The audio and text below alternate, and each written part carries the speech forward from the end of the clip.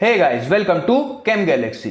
तो आज हम लोग एक नया टॉपिक शुरू करने वाले हैं जिसका नाम है अल्कोहल फिनॉल ईथर्स। ऑलराइट, लेकिन ये टॉपिक शुरू होने से पहले मैं आप लोग से कुछ बात करना चाहता हूँ। पहली चीज कि मैं काफी टाइम से वीडियो नहीं डाल पा रहा था क्योंकि मैं करंटली अपने कॉम्पिटिटिव एग्जाम्स की प्रिपरेशन में लगा हुआ हूँ, इसलिए मुझे टाइम नहीं मिल पा रहा है। ऑलराइट, तो जो अब मैं वीडियोस अपलोड करने वाला हूँ ये मेरे पुराने वीडियोस हैं। ओके, तो पीछे जो व्हाइट बोर्ड है ये वीडियोस उस पर रिकॉर्डेड नहीं है, ये वीडियोस मैंने कंप्यूटर में MS वर्ड पे लिख के उसमें रिकॉर्ड किए थे। ऑलराइट, और दूसरी चीज ये वीडियोस इंग्लिश में है, तो लेकिन इससे बिल्कुल भी घबराने की जरूरत नहीं है। ठीक है, मैं कोई बहुत बड़ा अंग्रेज नहीं हूं जो मैं बहुत फ्लुएंटली और बहुत ही हाई लेवल इंग्लिश बोल रहा हूं जो आप लोग को समझ में ना आए। ठीक है, बहुत ही बेसिक इंग्लिश है और आप लोग को हर एक चीज डिटेल में मैंने एक्सप्लेन करी हुई है। ओके, तो बिल्कुल भी इस बात से घबराने की जरूरत नहीं कि इंग्लिश में वीडियो है तो मुझे समझ नहीं आएगा। ओके, और बाकी फिर भी नहीं आता है तो मैं बैठा हूं, आप मेरा फेसबुक पे ग्रुप है डीप ऑर्गेनिक केमिस्ट्री, आप वो ज्वाइन कर सकते हो।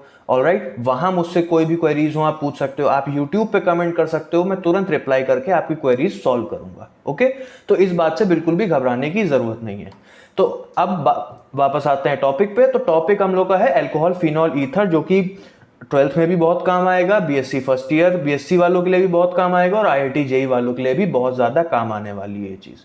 ओके, तो आज हम लोग प्रिपरेशन मेथड देखेंगे अल्कोहल की और फिनॉल की। ओके, तो बहुत बातें हो गई, अब वीडियो शुरू की जाए और अच्छे से आप लोग नोट डाउन करके एक एक पॉइंट को समझिए। ओके, चलिए। So as you all can see on the screen, the heading is alcohol phenols and ethers. So basically first we are going to study preparation methods of alcohols. Okay, and under that we are going to study that how can we prepare alcohols from alkenes. So basically there are several methods from which we can do that, so we are going to study these methods one by one. Okay, so the first method is by acid catalyzed hydration. So basically what we are going to do in this reaction is that we are going to react the alkene with water in presence of a small amount of mineral acid. Okay, basically hydrochloric acid or sulfuric acid, and what we get at the end of the reaction is a alcohol. Okay, so let us see and then I will explain it. So you see the general reaction is like this. This is a alkene. Okay, so general form of alkene. So when we will treat it with water in presence of small amount of mineral acid, you will get this alcohol. Okay, so now in case of unsymmetrical alkenes, Markovnikov rule is followed. Okay, so basically when you will treat the unsymmetrical alkene with water, you will get the alcohol according to Markovnikov's rule. So basically what is Markovnikov's rule? So Markovnikov rule said that the negative part of the reagent will add to that doubly bonded carbon atom which will have less number of hydrogen atoms. Okay, so I will show you one example, then it will be more clear. So basically what is Markovnikov's rule? The negative part of the adding reagent will add to that doubly bonded carbon of alkene which has less number of hydrogens. So basically what is adding reagent in this? Water. So you know water will break like H plus and OH minus. So the negative part of water is OH minus. Okay, so the OH minus will add to that doubly bonded carbon atom which has less number of hydrogen atoms. Like you see, I have taken here is propene. Okay, so you see this is an unsymmetrical alkene. So now when you will treat it with water in presence of small acid, now where the OH will get attached to that carbon which has less number of hydrogen atoms. So basically this second carbon has less number of hydrogen atoms, so the OH will get attached here. Okay, so you get the final product like this. Okay, propan 2-ol basically. Now also in some cases the both of the doubly bonded carbon atoms have same number of hydrogen atoms. So what we can do there? So basically when such case arrive, the pi bond will break towards the smaller group, like you see in the example this. Okay, see my cursor. So you see in this example it is pent2ene. Okay, it is pent2ene. So you see these two carbon atoms which are doubly bonded have same number of hydrogen atoms. So how can we apply Markovnikov rule to this? Okay, so basically you don't have to think anything. So basically you just have to break this pi bond toward the smaller group. That is, you see this is the smaller group, this is the larger group. Okay, so in case of unsymmetrical alkene in which the two doubly bonded carbon atom have same number of hydrogen atoms, so you can simply break the pi bond towards the smaller group, like I have shown you in this example.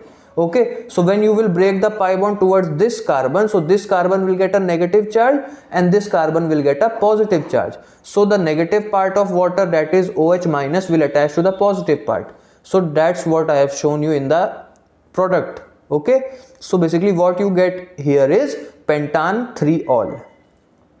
Alright, so now let us see the mechanism of it. So basically what will happen is that in step 1, what will happen, this is water, we are treating the alkene with water, so basically this is water and this is H plus from the acid we have taken. Okay, so what will happen, this water and this H plus will combine to form a hydronium ion.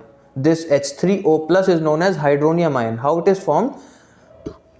So basically you see this H plus, this H has plus charge. This means it is electron deficient, right? And this water, in this water the oxygen has lone pair and oxygen's octet is also complete, right? So this oxygen will give the lone pair to this H plus. So what will happen, the hydrogen has gained electrons, so that's why the plus charge will get neutralized, and because oxygen has given electrons, so it will have a positive charge. So basically you get this hydronium ion.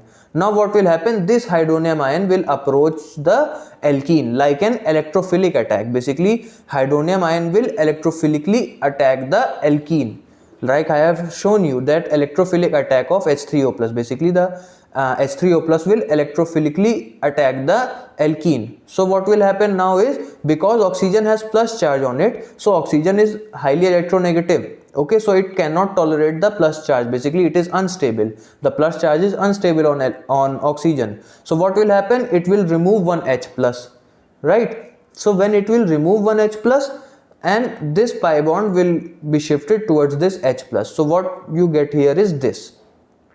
Okay, so now you see water is again removed and you get a carbocation intermediate, right? This is a carbocation intermediate. Now what will happen, now water will again attack this carbocation, and this is known as a nucleophilic attack. Okay, you see the step 2 is nucleophilic attack of water.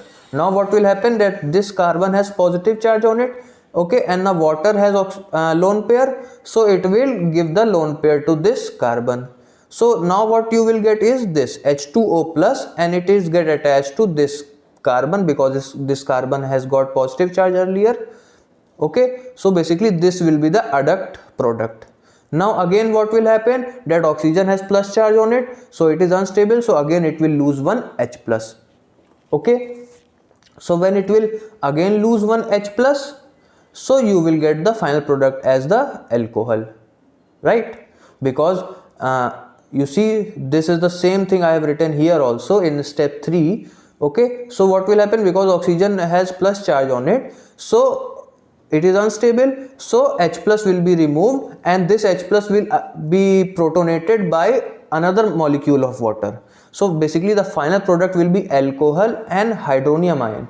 Okay, now this hydronium ion will again attack the alkene as electrophile. Basically the hydronium ion formed at the end of the reaction will again attack the alkene as electrophile, and this reaction will keep on going, right? So I hope it is clear. So in industries this method is used to prepare lower alcohols as they are consistent with Markovnikov's rule. So basically in industries this method is used to prepare alcohols, but lower alcohols, because when you prepare lower alcohols the Markovnikov's rule are obeyed, okay, and you get the desired product. But when you try to make higher alcohols from this method, the Markovnikov's rule does not follow up and you get the desired alcohol also and the side products as well. So that's why lower alcohols are preferred to be formed from this method. Okay, now as carbocation is the intermediate, so rearrangement may take place, right? Like I have shown you, when the H3O plus hydronium ion electrophilically attack the alkene, you get the carbocation intermediate, like I have shown you. Now because it is a carbocation, so rearrangement may take place. So that's what I have written here also, and I have shown you in this example also. Like you see that this is a alkene, and when you will treat it with water in presence of H plus, so what will happen?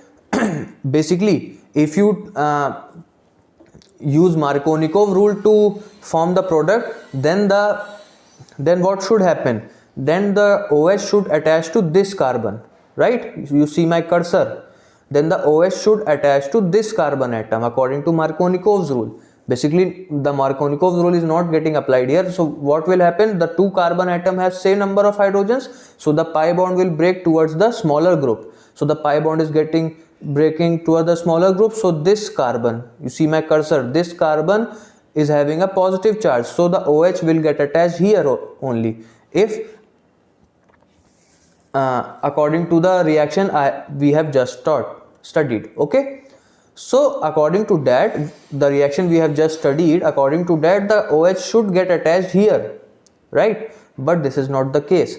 The final product you get here is this. That means that the OH is getting attached to this carbon. See my cursor, the OH is getting attached to this carbon instead of this carbon. So how this is happening? So let me show you. So this is basically the mechanism of the above reaction. So when you will this alkene will react with H plus, so what will happen? The pi bond will break as it is. The pi bond will break towards the smaller group, like I have told you. Okay, so the pi bond is getting broken towards the smaller group. So basically you are getting this carbocation. Now you see, this carbocation initially is a secondary carbocation, but there is a chance to convert it into a tertiary carbocation, right? It can convert itself into a tertiary carbocation. How? You see, if this CH3 group gets migrated here as CH3 minus, so this carbon will get a positive charge, right? This is the secondary carbocation. So when it will do 1,2 methyl shift. What is 1,2 methyl shift? Basically, this CH3 will move from this carbon to this carbon, like 1, 2. Okay, 1, 2. So this CH3 is attached to first carbon. Now it will not first carbon basically. So this CH3 is attached to this carbon. So it will shift itself from this carbon to this carbon. So basically what is it said? 1,2 methyl shift. Okay. So when it will do 1,2 methyl shift, so what will happen? This carbon will get a positive charge. Now you see that it is a tertiary carbocation, right? So basically this is a now tertiary carbocation. It is more stable than secondary carbocation. Now what will happen? Now the water will attack this carbocation nucleophilically. Okay, there will be a nucleophilic attack of water molecule on this carbocation, and the OH will get attached to this carbon.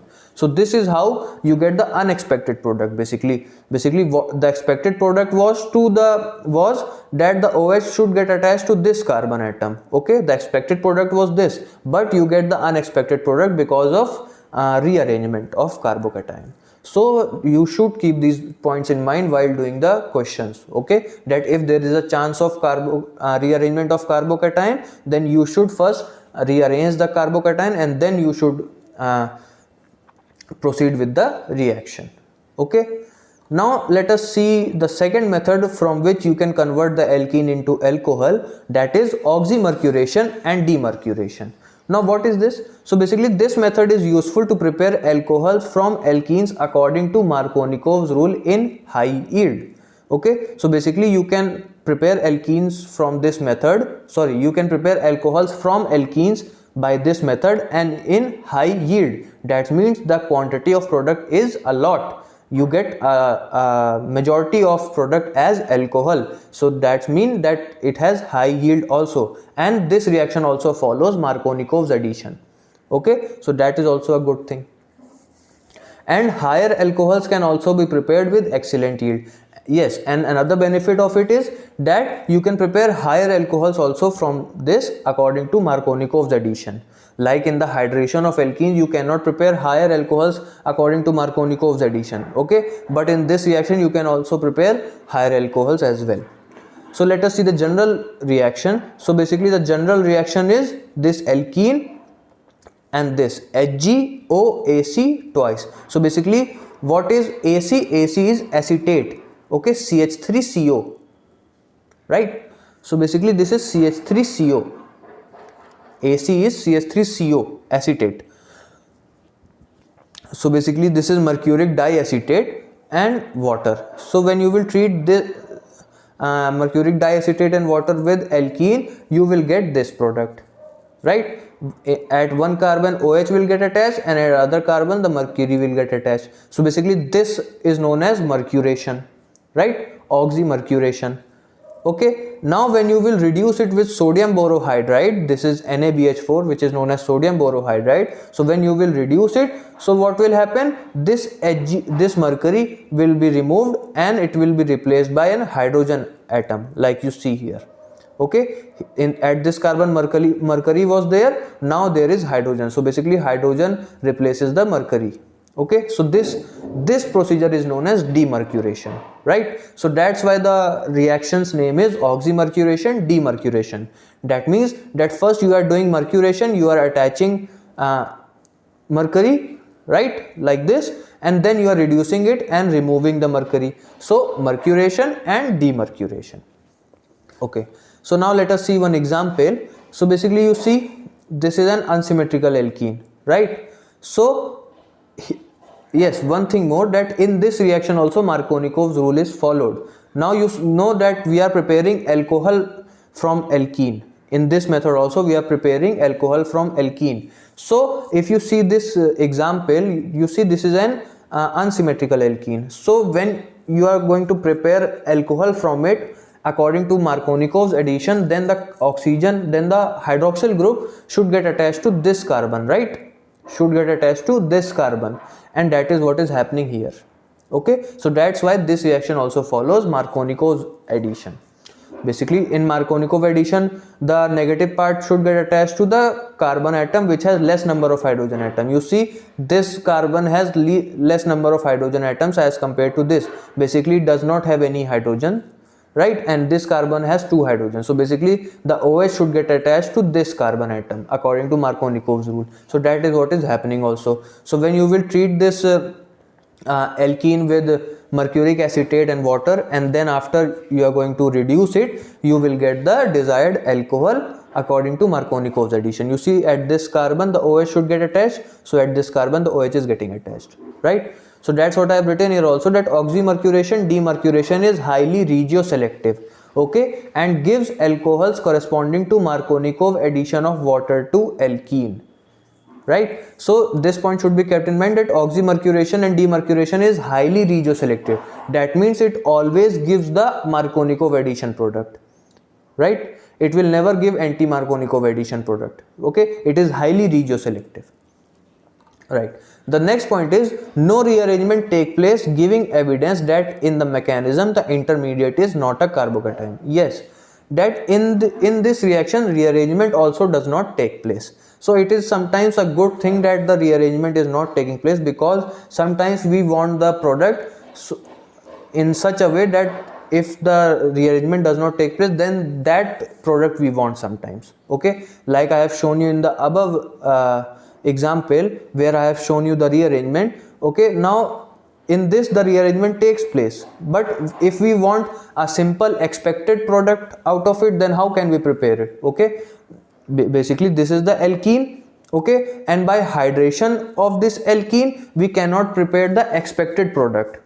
The unexpected product is forming because of rearrangement. But if we want to have a expected product instead of the unexpected product, I hope you are getting it, that if we want the expected product, what was the expected product? That the OH should get attached to this carbon atom. If we want that, then how can we prepare it? So basically we can prepare that alcohol by oxymercuration and demercuration, but we cannot prepare that alcohol from hydration of alkene, because in that carbocation is intermediate, so rearrangement will take place, right? But if we treat this alkene with mercuric acetate and water and then reduce it, the OH will get attached to this carbon and we will get the expected product, okay? So that's why oxymercuration and demercuration is a very useful method, and the yield is also very high, okay? You get a large quantity of desired alcohol, so that's why this method is very useful.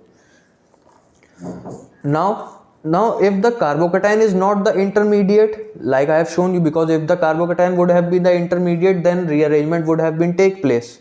But this is not the case. The carbocation is not the intermediate. That's why the rearrangement is not taking place. So then what is the intermediate of this reaction? So basically the reactive intermediate of oxymercuration demercuration reaction is this. You see in this capital brackets, this is carbon carbon, and the mercury is getting attached to these both carbons atom. Basically this is the reactive intermediate. Okay, so carbocation is not the reactive intermediate, this is the reactive intermediate. Okay, now I have shown you one example also which is proving that the rearrangement will not take place, like you see here this. Okay, now if we hydrate this alkene in presence of small amount of acid, then rearranged product will be there. Okay, then the major product will be the rearrangement one if we hydrate this alkene, because rearrangement is possible here, 1,2 methyl shift is possible. Okay, but we are doing oxymercuration and mercuration, so basically we are only going to get the Markovnikov addition product. That means that the OH will get attached to that carbon atom which has less number of hydrogen atoms. So this carbon will be getting a OH, like I have shown you. Okay, so this is basically what is oxymercuration and demercuration. Now let us see the third reaction from which we can prepare alcohol from alkenes, that is by hydroboration oxidation. Okay, so basically the general reaction is like this.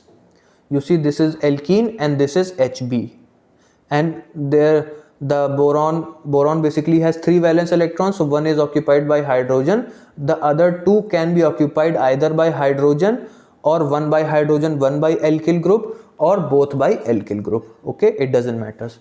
So when you will treat this reaction alkene with borane or any derivative of borane, alkyl derivative of borane, okay, in the solvent tetrahydrofuran, okay, THF, so you will first get this, right? This carbon will be having a hydrogen and this carbon will be having this boron. Then you are going to oxidize it with hydrogen peroxide. This H2O2 is hydrogen peroxide in basic medium, so you will get your desired alcohol. Basically this boron will get replaced by the OH.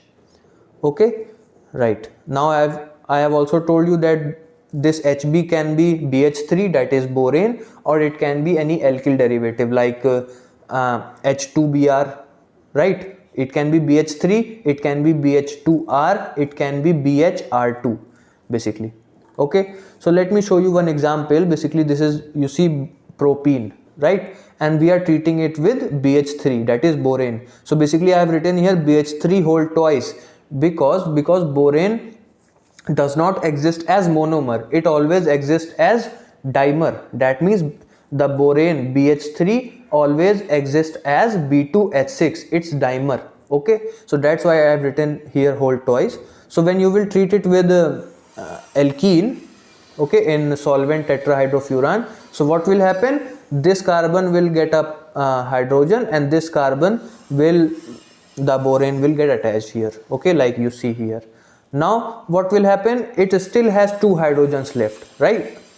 Because in the general reaction there is only 1 hydrogen, so that is replaced. Now in the example there are still 2 hydrogens left with boron, so another alkene will react with it and 1 hydrogen will again get replaced, and now you will get this, right? Now still there is 1 hydrogen left, so another molecule of alkene will react with this, and now the finally you will get this. Okay, so now what will happen? You will oxidize it with hydrogen peroxide in basic medium. So what you will get? You will get propanol and boron hydroxide, like I have shown you. Now important point should be kept in mind that this reaction gives anti-Markovnikov's addition. Like you can see, this is propene. In the example I have taken propene, it is an unsymmetrical alkene. If it would have given the addition according to Markovnikov, then the hydroxyl group should get attached to this second carbon, right? The hydroxyl group should get attached to this second carbon, but actually the hydroxyl group is getting attached to this first carbon. Like you see in the product, you get propanol, you do not get propan-2-ol, you are getting propanol. So this means that it is following anti-Markovnikov addition, right? So this point should be kept in mind, that when you will try to make alcohol from alkene by hydroboration oxidation, okay, so you will get anti-Markovnikov addition product, and its yield is also very high.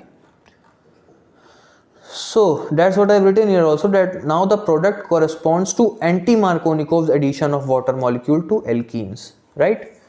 THF, tetrahydrofuran, is used as a solvent because borane exists as a monomer in the form of an acid-base complex with the solvent. So basically the reason why tetrahydrofuran is used as a solvent, because you already will find borane in tetrahydrofuran solvent like this, like I have shown you in this figure. You see the borane and tetrahydrofuran exist as a complex in THF, okay? So that's what I've written here also, that borane exists as a monomer in the form of acid base complex. Basically borane is acid and tetrahydrofuran is a base, so they exist as a acid base complex in THF. So that's why THF is used as a solvent. You can also take ether, but commonly THF is used, okay? Now no rearrangement takes place in this reaction as well, as intermediate is not carbocation. Yes, in this reaction also intermediate will rearrangement will not take place. So this means that the reacting intermediate is not carbocation, right? The yield is very high, this I have told you. So basically these are the three methods from which you can prepare alcohols from alkenes, okay, by hydration of alkenes, that is basically by reacting alkene with water in presence of acid, or by oxymercuration demercuration, that is by treating alkene with mercuric acetate and water and then by reducing it with sodium borohydride. So basically these two reactions give alcohol according to Markovnikov's addition, right? And then there comes the third reaction, that is hydroboration oxidation, right? And in this you get the alcohol according to anti-Markovnikov's addition, okay? Excuse me. So now let us see how can we prepare alcohols from carbonyl compounds, okay? So basically the first method is by reduction of aldehydes and ketones. So aldehydes and ketones can be simply reduced to alcohols, right? And there are two methods of reducing them. First by catalytic hydrogenation, and second by either a reducing agent, either lithium aluminum hydride or sodium borohydride. By these two reactions, that is catalytic hydrogenation or by reducing agent, you can prepare alcohol from aldehydes. Also aldehydes, when you reduce aldehydes you will get primary alcohols, okay, and when you will reduce ketones you will get secondary alcohols. So now let us see this all I have discussed in this topic. So let us see that aldehydes and ketones can be reduced to alcohols by catalytic hydrogenation or in the presence of reducing agents like lithium aluminum hydride or sodium borohydride, okay? Aldehydes on reduction gives primary alcohols, whereas ketones give secondary alcohols, right? Like I have shown you in the example, this is aldehyde RCHO and I am doing a catalytic hydrogenation, that is I am reducing it in presence of platinum, you see, okay? So what we will get, this CHO will get converted into CH2OH because it is aldehyde, so it will give a primary alcohol. So this CHO will get reduced to CH2OH, so you will get your primary alcohol. Now if you take ketone and you treat it with sodium borohydride, or you can also take lithium aluminum hydride, so what you will get, this CO, okay, this CO will get converted into CHOH. So you see this is the secondary alcohol because it is ketone. Now there is another thing, that how can you prepare unsaturated alcohols from carbonyl compounds, okay? Like if you are given with this is crotonaldehyde basically. So you see this is a unsaturated carbonyl compound, basically alpha beta unsaturated carbonyl compound it is, because this is alpha carbon, this is beta carbon, so this is alpha beta unsaturated carbonyl compound. Now how can you prepare alcohol from these? So you can reduce it with lithium aluminum hydride, but you cannot reduce it with catalytic hydrogenation, like you cannot reduce it with platinum, okay? Because if you reduce this unsaturated aldehyde with platinum, so the double bond will also get reduced, okay? So you will not get the unsaturated alcohol. Like you see here, you see this is croton aldehyde, so when you will reduce it in presence of platinum, so you will get this is butanol, okay? So you see the double bond also get reduced. So to get rid of it, so to prepare unsaturated alcohol, so you can reduce it with lithium aluminum hydride, right? Like this is croton aldehyde again, treating it with lithium aluminum hydride and hydrolysis in the second procedure, so you will get the desired unsaturated alcohol.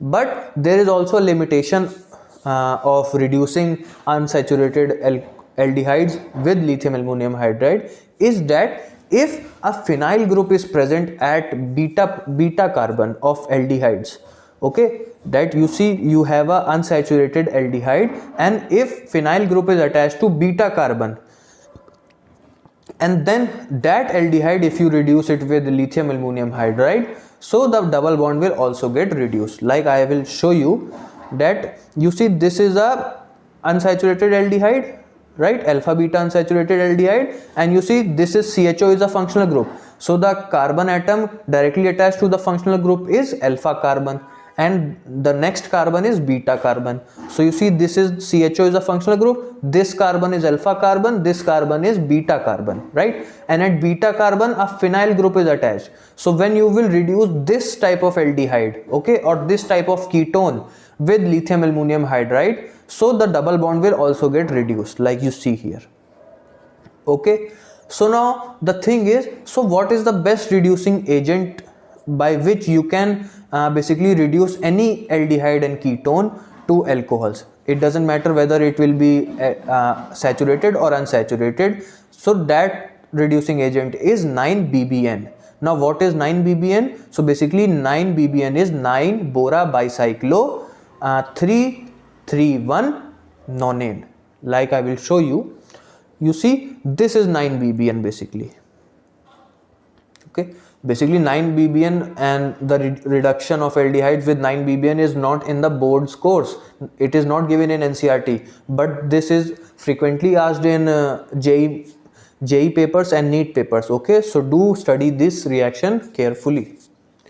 So basically you can reduce any type of aldehydes and ketones with 9-BBN, okay? 9-BBN, the structure of 9-BBN is like this. So basically 9-BBN stands for 9-bora bicyclo 3,3,1-nonane.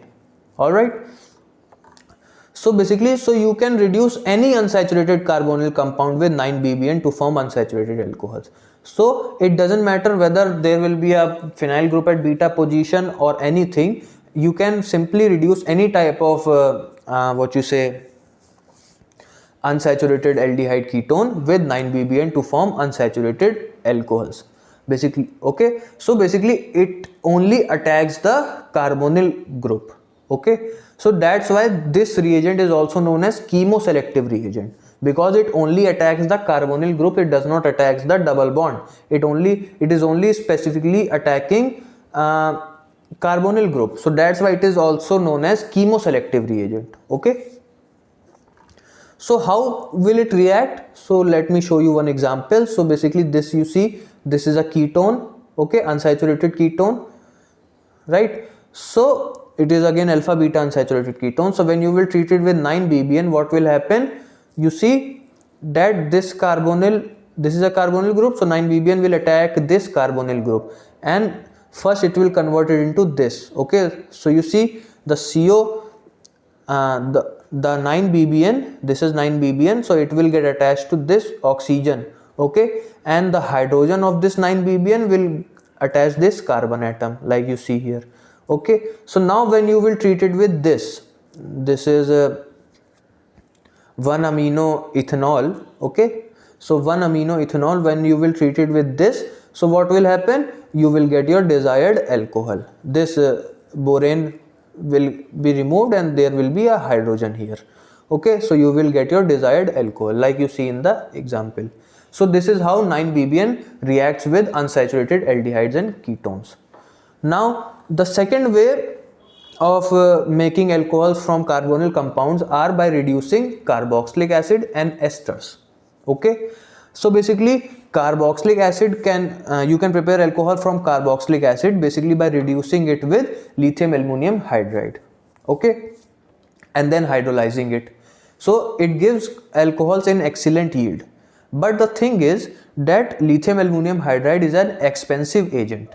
Okay, it is an expensive reagent, so it is not preferred to use such expensive reagents to convert carboxylic acid to alcohols. Okay, so the second alternative method is to first convert the carboxylic acid into esters. Okay, and then hydrolyze that ester to alcohols. So let us see that those one by one. So carboxylic acid are reduced to primary alcohols in excellent yield by lithium aluminum hydride. How? So you see this is carboxylic acid and this is lithium aluminum hydride, right? So when these two will react, so you will get this RCH2O whole 4 AlLi. Okay, basically the aluminum is getting a negative charge and lithium having a positive charge, so they are attached electrostatically. Okay, so this is what you are going to get when you will treat it with lithium aluminum hydride. Okay, and you will also get lithium LiAlO2 and hydrogen. Now when you will hydrolyze it, what will happen? The OAl bond will get broken and you will get your desired alcohol. So you see this carboxylic acid is getting converted to primary alcohol, right? This is basically the whole reaction, how lithium aluminum hydride reacts with carboxylic acid. But as I have told you that lithium aluminum hydride is an expensive reagent, so an alternative method is more used to reduce carboxylic acid to alcohols, and that method is to first esterify the carboxylic acid and then reduce it, right? So basically how can you esterify the carboxylic acid? Simply by treating it with alcohol in presence of a small amount of mineral acid. So that's what I have written here, that this is carboxylic acid and this is alcohol, and I am treating these two in presence of dry HCl gas. So basically this type of esterification is known as Fischer-Speier esterification. Okay, there is a playlist of carboxylic acid appearing on the iCard around here. So basically in that playlist I have taught you whole carboxylic acid, and in that I have taught you this Fischer-Speier esterification in detail as well. So do check out the playlist of carboxylic acid also. Okay, so basically this is what known as Fischer-Speier esterification if you use dry HCl gas. Okay, so when you will treat these two, what will happen? The carboxylic acid will give OH and this alcohol will give H. This is some unique thing because carboxylic acid is an acid, so it should give H plus. Okay, but in this esterification the carboxylic acid will be behaving like a base. It seems to be that carboxylic acid is behaving like a base and it will give OH and the alcohol will give H plus and the water will get lost and the remaining will get attached to give you the ester. Okay, now why is carboxylic acid giving OH? This I have explained in the carboxylic acid series. Okay, so do check it out. Now when you will get the ester, this I have written wrong here, let me correct it. This will be, sorry, what is I am writing? This like this and yeah. Okay, basically this will be not hydrogen, this will be water. So you get the ester. Now you have to reduce it with platinum. Okay, I have written actually right here, sorry. Basically what I was writing here is that you in this reaction you will get ester. Now I am hydrogenating it. basically I am doing catalytic hydrogenation. Okay, I am treating it with hydrogen in presence of platinum. So basically I am reducing it. Sorry for the inconvenience. So basically I am reducing it now. The ester is getting reduced by hydrogen in presence of platinum. That is, I am doing a catalytic hydrogenation. So what will happen? The bond will break like this.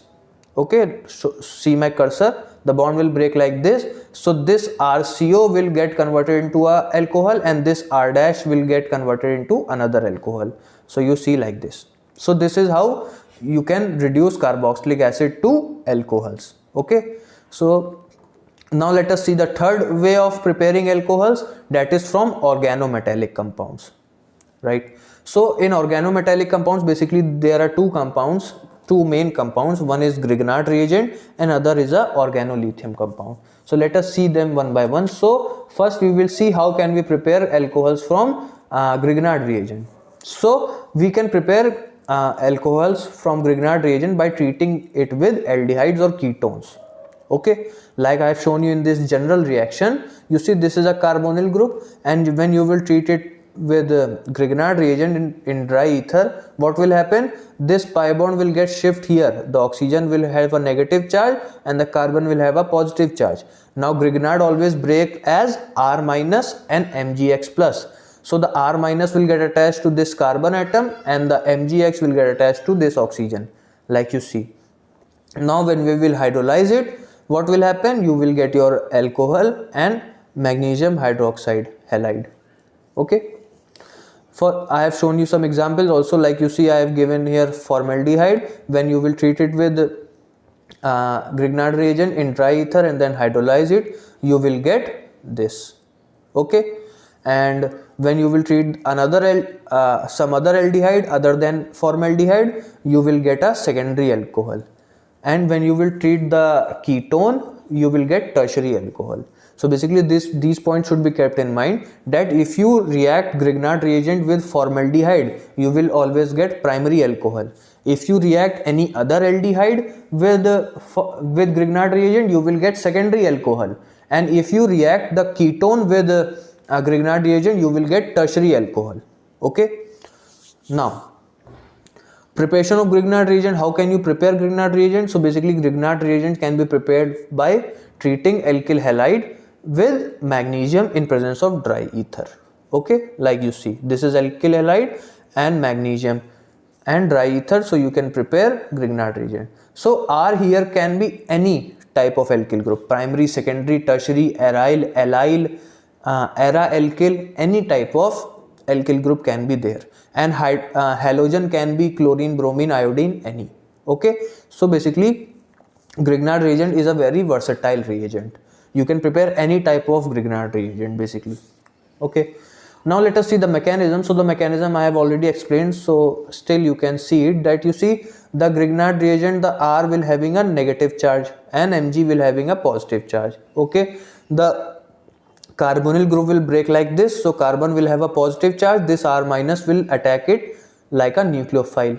So what you will get? This. Now when you will hydrolyze it, you will get the alcohol.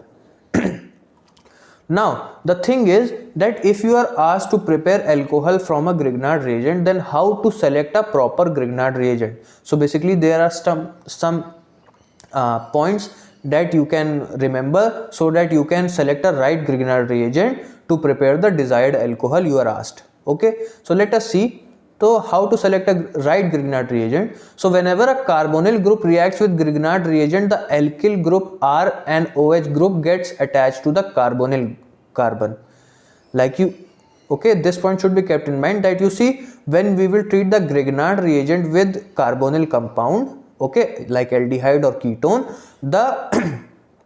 the OH, okay, you should keep this point in mind, that whenever you will treat aldehyde and ketone with Grignard reagent, alcohol will be the product, right? And now you see when you will treat the Grignard reagent with aldehyde or ketone, so without going into the mechanism, you can straight away say that the alkyl group of Grignard reagent and the hydroxyl group both will be getting attached to this carbon atom, like you see in the final product. You see this carbonyl carbon basically. So you see this is carbonyl carbon, so the R of the Grignard reagent and the OH both are getting attached to this carbon. So straight away you can say that when you will treat the aldehyde or ketone with Grignard reagent, so the R of Grignard reagent and the hydroxyl group will attach to the carbon of the carbonyl group. Okay, straight away.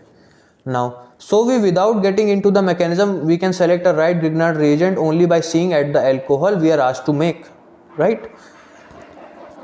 Basically, now you know that the R is getting attached to this carbon atom and hydroxyl group is also getting attached to this carbon atom. So now whichever alcohol you are asked to, choose R accordingly and you can make the alcohol, right? Also, first look whether you are asked to make a primary alcohol, secondary alcohol or tertiary alcohol. Yes, this point also should be kept in mind that if you are asked to make a primary alcohol, then always take formaldehyde. If you are asked to make a secondary alcohol, then take any other aldehyde according to the length of alcohol, according to the chain of alcohol or branching. Or if you are asked to make a tertiary alcohol, then always take ketone. So these points should also be kept in mind. So now when you are given with a question, so these following steps should be followed. Like you see, I was given that make iso, sorry, I have written here wrong one thing, let me correct it, isopropyl. Okay, so you are asked to make isopropyl alcohol from Grignard reagent. Okay, so you first need to know the structure of isopropyl alcohol. Okay, so basically this is the structure of isopropyl alcohol. Now why iso? Because the second carbon is having a methyl group, so that's why the common name will get a iso. If the second carbon will be having two methyl groups, then it will be known as neo. Okay, but here only one methyl group, so that's why iso. So basically this is isopropyl group and this is alcohol, so isopropyl alcohol. So you see it is a secondary alcohol, right? So which aldehyde we are going to take? Some other aldehyde other than formaldehyde. So we need a aldehyde other than formaldehyde. Step 2 is this. Step 3 is take the main chain of carbons as your aldehyde's carbon chain. Okay, so basically you see in the isopropyl alcohol the main chain of carbon is 2. Okay, so when you will do the numbering according to IUPAC, the main chain will consist of 2 carbons. So basically take an aldehyde which will be having 2 carbons, that is ethanol. You have to prepare secondary alcohol, so you are going to take aldehyde other than formaldehyde, right? And because the alcohol you are asked to make has the main chain of 2 carbons, so your aldehyde should also contain main chain of 2 carbons. That means you have to take ethanol, right? So the step 3 was to make aldehyde according to the alcohol. So take aldehyde according to the alcohol, that is you have to take aldehyde of 2 carbon atoms, that is you have to take ethanol. So this is clear. Now look at the alkyl group in branching and select the Grignard accordingly. Like now you see that the main chain is selected and you will get the main chain from the aldehyde. Now see if there is any branching or what. So you see there is one branching, there is one methyl group, right? So make that methyl group as the alkyl group of Grignard reagent, that is you need to take CH3MgX, because you see the branching is having a methyl group, so your Grignard reagent should also contain a methyl group, right? So these points should be kept in mind, that the alcohol you are asked to make, the main chain of that alcohol should be the main chain of your aldehyde, okay, and the alkyl group of the branching should be the alkyl group of your Grignard reagent. I am repeating again that the main chain of the alcohol should be the main chain of your aldehyde or ketone, and the alkyl group of the branching should be the alkyl group of your Grignard reagent. So you see the Grignard reagent you will select here is CH3MgX. Okay, so now when you will treat ethanol with CH3MgX, so what will happen? When you will treat ethanol with CH3MgX, so what will happen? You will get secondary alcohol. This is clear. Now I have told you in the starting that the alkyl group of Grignard and the OH will get attached to the carbon atom of carbonyl group. So the carbonyl group is this. So Okay, the ethanol, in ethanol the carbonyl group is this, so the carbon of carbonyl group is this, so the R of the Grignard will be getting attached here, that means CH3 will be getting attached here, right, and OH will be also getting attached to this carbon. So what eventually you will get this isopropyl alcohol, right. I hope these points are clear. Okay, now coming to the second organometallic compound from which you can prepare alcohol, that is organolithium compound. Okay, so now basically the reaction is similar. Now what you will do that this is a carbonyl group and this is RLi. Okay, organolithium compound it is, and in dry ether what will happen, this R will break off as R minus, and this oxygen will be having a negative charge because this pi bond will get shift here, right, and this carbon will have a positive charge. So this R minus will attack this carbon nucleophilically. Okay, there will be a nucleophilic attack of R minus to the carbonyl group. So eventually you will get this. Now when you will hydrolyze it, you will get your desired alcohol.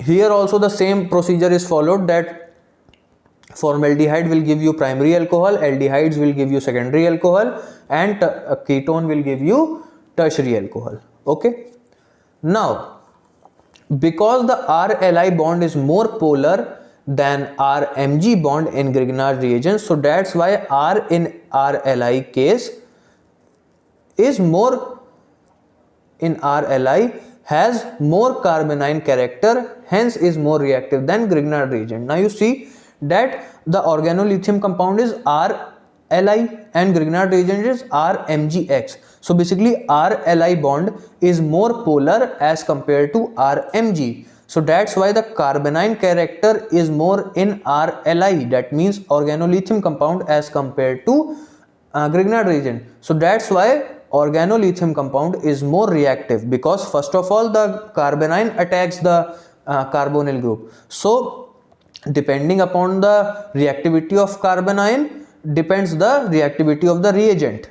Okay, the reactivity of reagent depends on the reactivity of the carbonyl, right. So the organolithium compound will be having more carbonyl character, so that's why organolithium compound is more reactive than Grignard reagent.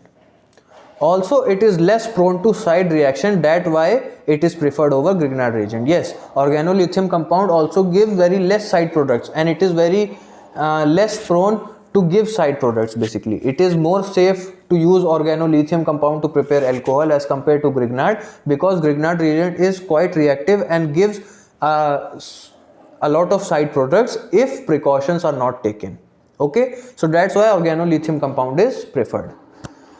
Alright, so basically these are all the methods by which you can prepare alcohols. Now let us see how can you prepare phenols, right. So let us see the preparation methods of phenols. So in phenols the first method is from haloarenes, right. So how can you prepare phenols from haloarenes is that you see, I have written again here wrong. What I am doing today, I am sorry guys, but I have written here again wrong. Let me correct it. Right, you have to take chlorobenzene, not, I am preparing phenol from phenol. Wow. So basically you can prepare phenols from haloarenes. How? So basically this is, you see this is chlorobenzene.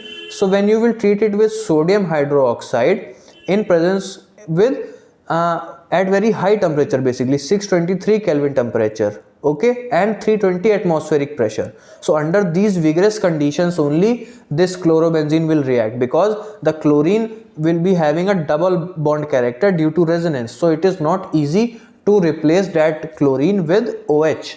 Okay, so that's why we need such you say vigorous conditions to make phenol from this chlorobenzene. So basically this chlorobenzene will react with sodium hydroxide in 623 Kelvin temperature and 320 atmospheric pressure. So you will get the sodium phenoxide ion, right, and when you will acidify it, you will get your desired phenol. Now that's what I have written also, that chlorine in chlorobenzene is inert to nucleophilic displacement. under usual conditions. Okay, so however, when chlorobenzene is heated with 6 to 8% sodium hydroxide solution at 623 Kelvin temperature under 320 atmospheric pressure, it forms sodium phenoxide, which upon acidification gives phenol, right? So this is a named procedure. Okay, this method is known as Dow's process. Okay, so this name should be kept in mind, that this procedure of making phenol from chlorobenzene under such vigorous conditions is known as Dow's process. Okay, and it is commercially used to prepare phenols. So basically this is what is the mechanism of this Dow's process. Okay, so you see this is chlorobenzene, so it will first get converted into benzene, right? Like this Cl minus will be, the HCl will get removed and the one pi bond will be formed here. So you see this is benzene. Now the OH minus will of the sodium hydroxide will attack this, right? Now the reactive intermediate here is carbanion. Now it will react with water and you will get your phenol. Now because the sodium hydroxide is there, so the phenol will get converted into sodium phenoxide ion. Okay, now when you will get the sodium phenoxide ion, this sodium phenoxide upon acidification will give you phenol, right? Now there is some important point in this mechanism, that it is clear that the mechanism is having a reactive intermediate as carbanion, as I have told you that the reactive intermediate is carbanion. So the electron withdrawing substituents will increase the reactivity of chlorobenzene. Okay, this is clear, because if the carbanion is stable, because electron withdrawing substituents, what they will do, they will stabilize the carbanion. So this means they will increase the reactivity of chlorobenzene, and eventually you can prepare phenol from chlorobenzene under less vigorous conditions. So that's what I have written in the next. So that's what is written in the next picture. You see there is a nitro group attached at para position, right? So nitro group is a strong electron withdrawing group. So you see when the nitro group is attached, you see the condition has become less vigorous. You see previously you need 623 Kelvin temperature. Okay, now you need 433 Kelvin temperature, and you can get your desired phenol. Okay, para nitrophenol basically. Now if two nitro groups are attached, then the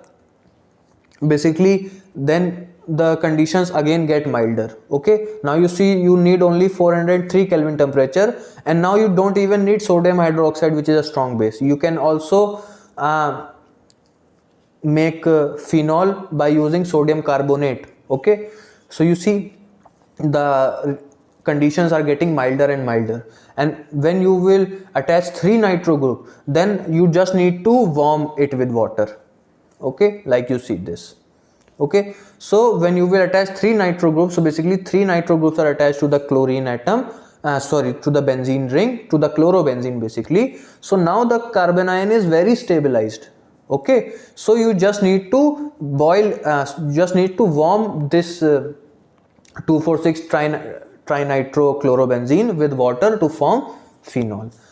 So basically this is how the electron withdrawing substituents make effects in the reaction. Okay, you see that as the number of electron withdrawing substituents increasing, the conditions are getting milder and milder.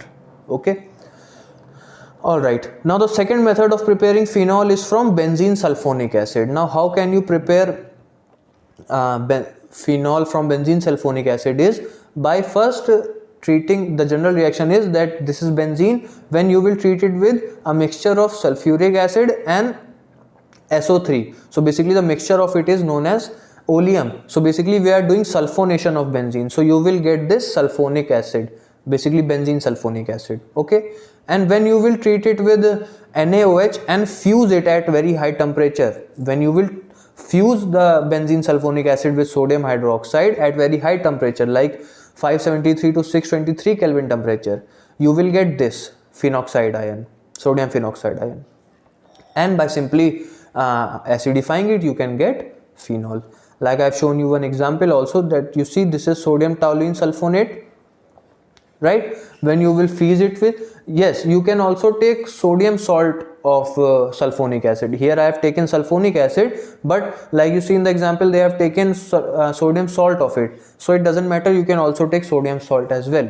So now when we will fuse it with sodium hydroxide, you see you will get your phenoxide ion, paramethyl phenoxide ion. Then by acidifying it, you will get your desired phenol, or basically here it is paracresol. Okay, but there are some limitations or demerits of this reaction basically. So what are the limitations? That is, the main disadvantage of this reaction is that fusion is usually carried out at high temperatures, which leads to undesirable side products. Basically, you see the reaction is basically occurring at 573 to 623 Kelvin temperature. At such high temperature the reaction is proceeding. So because of such high temperature, many side products also occur. So that's why this reaction is not very good reaction. Okay, the second disadvantage is that this method cannot be applied to salts of sulfonic acids containing substituents such as carboxyl group, chlorine and nitro, which often give side reactions. So now let us see how can we prepare phenols from diazonium salts. So basically it is a very simple reaction. So let us see. So basically first we will see how can we prepare diazonium salt basically. So you see this is aniline. So when you will treat the aniline with NaNO2 and HCl, you will form diazonium salt. Okay, now by simply warming this diazonium salt with water, you will get your phenol. Okay, so it is very simple reaction and the yield is also good. So it is a very good reaction. So basically by simply warming diazonium salt with water, you will get your phenol, like you can see. Now the last method of preparing phenol is from cumene. So basically how can you prepare phenol from cumene? By simply aerial oxidation of cumene. When you will first oxidize the cumene in air, then you will get a hydrogen peroxide molecule. Like you see, this is cumene hydroperoxide. You see, this is cumene, and this is when you will oxidize it in air, in oxygen basically. So you will get cumene hydroperoxide. Okay, and when you will hydrolyze it, you will get phenol and acetone is removed. So basically this method is used to prepare phenol, and this method is also used to prepare acetone. Okay, so this is how you can prepare phenol from cumene. Now the question also arises that how can we prepare cumene? So basically by simply Friedel-Crafts alkylation you can prepare cumene. How? You see here, this is benzene and this is propene, and under this phosphorus acid and Friedel-Crafts alkylation at 523 Kelvin temperature, you can get cumene. Okay, this is basically a Friedel-Crafts alkylation. So in phosphorus acid you can do this, the benzene, propene and phosphorus acid at 523 Kelvin temperature and some pressure as well. So this is basically known as Friedel-Crafts alkylation. So from this method you can prepare cumene, and once you have prepared cumene, so first by oxidizing it with oxygen you will get hydroperoxide, and then hydrolyzing it you will get your desired phenol. So basically that's all for today. I hope you have understood whatever I have taught. If you have understood, do give it a like, subscribe to my channel, and if you have any queries, comment down below. So now I will see you all in the next video. Till then, this is Akash Shukla signing off.